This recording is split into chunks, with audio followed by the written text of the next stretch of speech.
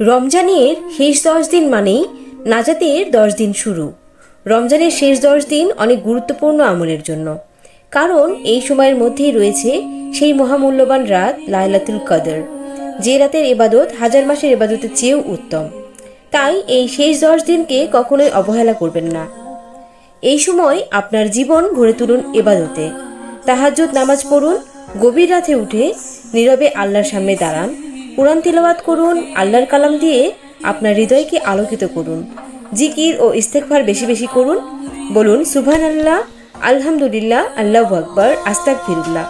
দোয়া করুন নিজের জন্য, আপনার পরিবার ও পুরো উম্মার জন্য, আর সদকা করুন, গোপনে দান করুন, কারণ আল্লাহ গোপন দানকে অনেক ভালোবাসেন।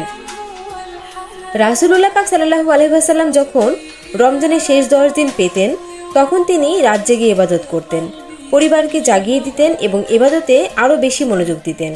হয়তো এই রাতগুলোর মধ্যেই লুকিয়ে আছে আপনার জীবনের সবচেয়ে মূল্যবান রাত লাইলাতুল কদর।